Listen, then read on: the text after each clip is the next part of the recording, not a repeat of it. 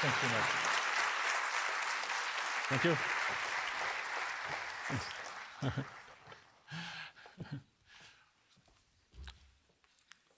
All right. Well, Mr. Defense Minister, Troels Lund Poulsen, thank you very much for taking up time to be with us today. For the people who don't know you, I just may present you a little bit more. You're also the leader of the Liberal Party in Denmark, and you're also Deputy Prime Minister. And in a coalition government like this we have in Denmark, you might have been a finance minister or foreign affairs minister, but you decided to be and stay a defense minister. And during your watch, it's actually really been quite a development. The defense spending in Denmark has more than doubled. So we are above the 3% of GDP now. But we also came from a long time of really reaping in the peace dividends in Denmark. We've run many stories in my newspapers about run-down barracks, soldiers running around in the woods saying bang, bang, because they don't have ammo for their maneuvers. So there's a lot of work to be done. And now your former party leader, Mr. Andersen, just has...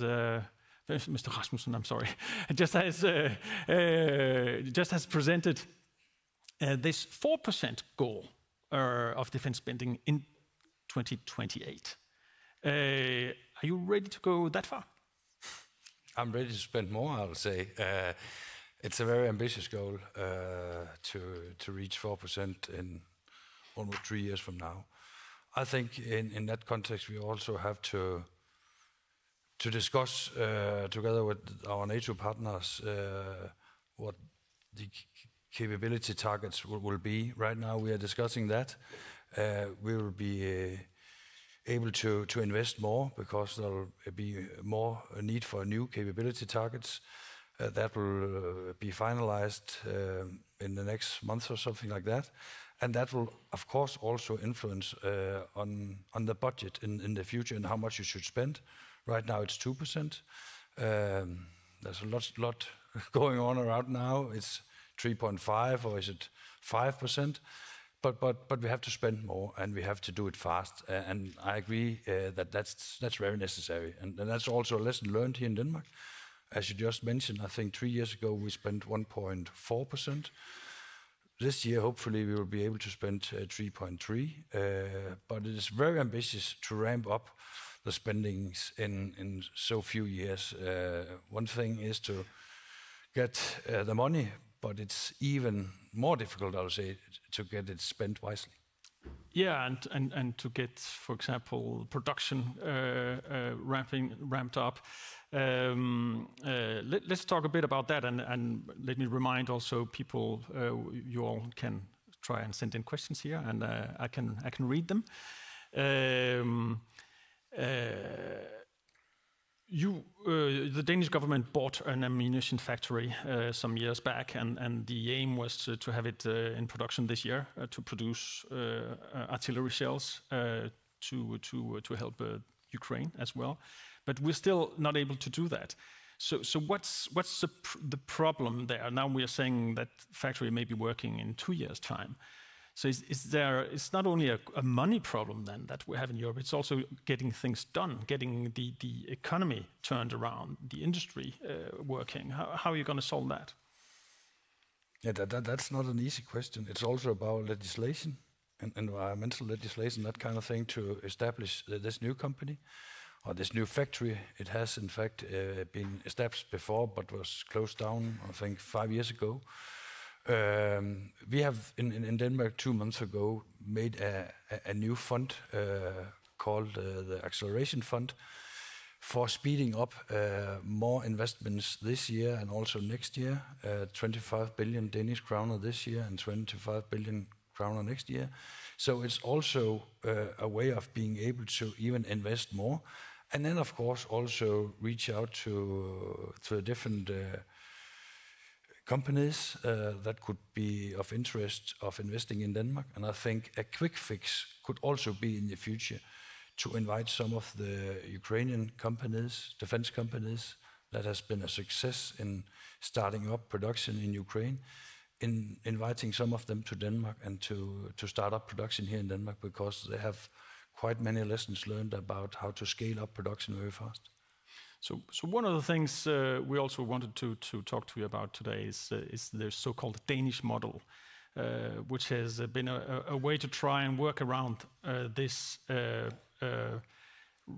really difficult, this big problem of getting European armaments going up. So the Danish model, please explain, how does that work with the Ukrainians?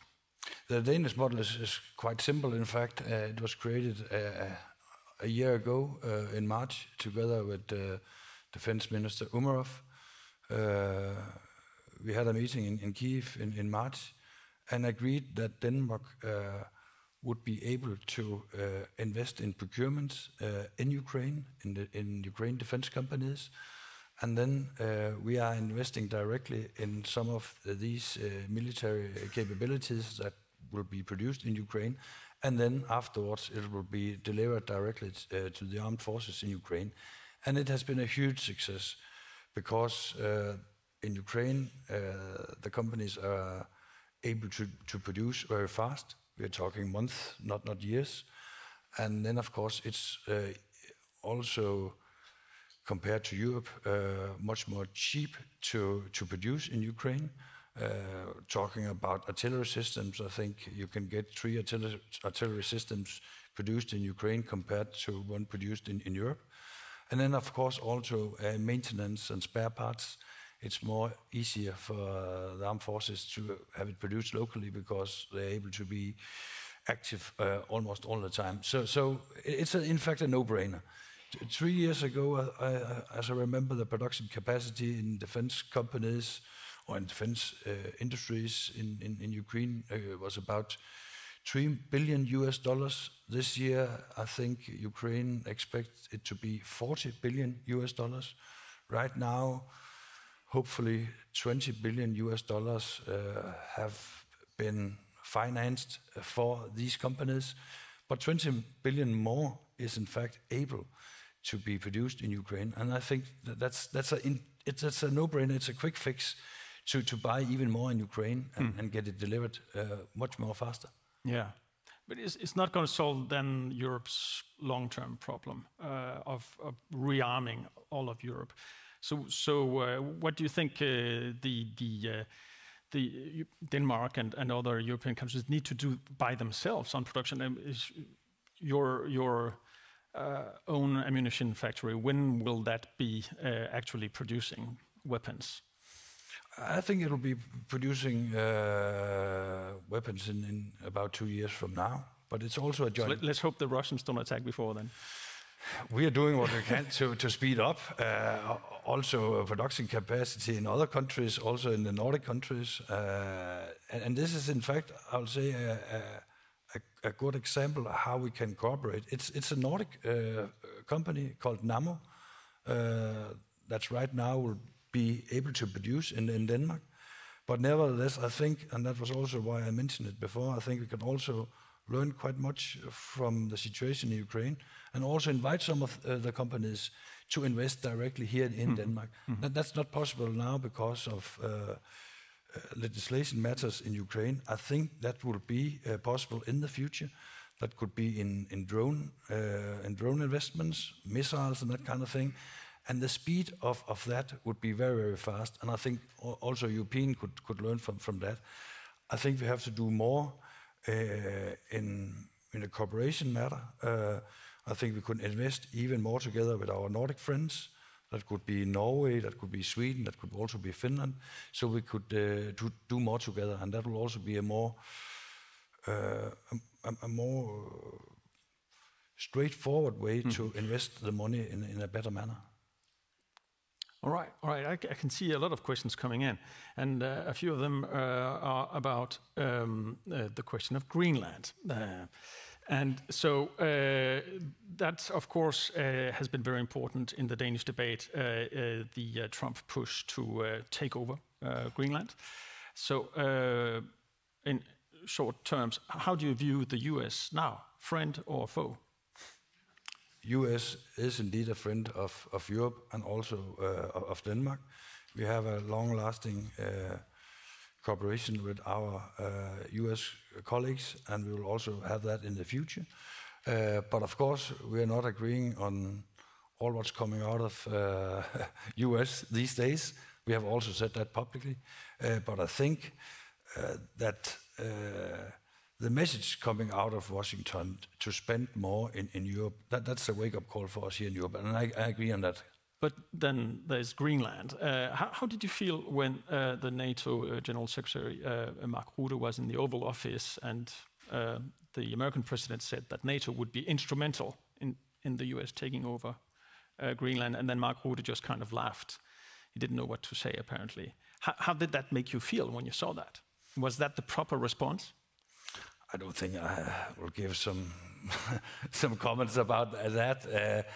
First of all, we agree in NATO that we are a strong ally, and I will not be able to imagine that one NATO country could take a part of another NATO country.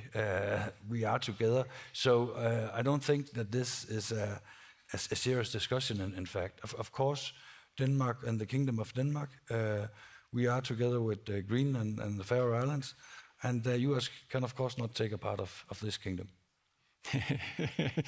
No, but maybe it's not serious, but it's serious enough for the White House to order U.S. intelligence agencies to spy on Greenland, and that's the story the latest news from Washington that they're now ordered to spy on Greenland and to identify groups in Greenland that can help achieve their goals of some kind of annexation. So we are in a kind of a relationship that reminds me of what the Ukrainians have experienced with Russia. So how do you want to react on that? Well, you also have a military intelligence cooperation with the US. Should that change in light of this? First of all, I think a lot of rumors, you see that in the media. I don't comment on these rumors, and I think the response from Denmark was also quite clear. The Minister of Foreign Affairs invited the ambassador to a meeting last week, and was quite clear about the Danish position. But I think I also have to be quite clear that to have a strong Europe and also to protect our own security in the future, we need still a strong cooperation with the US. I think that's the way forward. But I think also in that context that Europe should be able to have more capabilities in our own backyard, to say that. So we have to spend more to speed up these investments here in Europe, because we are too dependable on some of the US capabilities. So no changes in the Danish-US intelligence cooperation? I don't comment on these things in a public matter. All right. Some people in the audience would like to know, so you said you didn't say exactly yes to 4% in 2 years' time. That's correct. But you said spend more. Yes. So even spend more than today. So at some point, we will have to make priorities in Denmark. I know our economy has been doing so well that it's not been that hard so far. But will you be ready to argue for sacrificing social services, for example, to invest more in defense? I think, in fact, it's a quite silly discussion, because it's not about cutting down spendings. I think we should focus much more on how we can have an even bigger economy in Denmark, a more strong economy, because having a bigger economy, we have shown that the last 10 years that have created the possibility to invest more money in defense. So that's the way forward for me. But of course, being able to spend 3.5 or even more in the longer run, that is not an easy task, I can say. And we have, of course, also to have a long-lasting plan for how to fulfill that goal. And now there's a NATO summit coming up. Do you think it's remotely probable to convince the rest of Europe, especially in the western part of Europe and the southern part of Europe, to actually spend that much on defense as, for example, Denmark is doing? I think so. I think that most countries in Europe now have realized how critical the security situation is, and that we also should be able to spend more here in Europe. When I talk to colleagues around Europe, they are also willing to do that.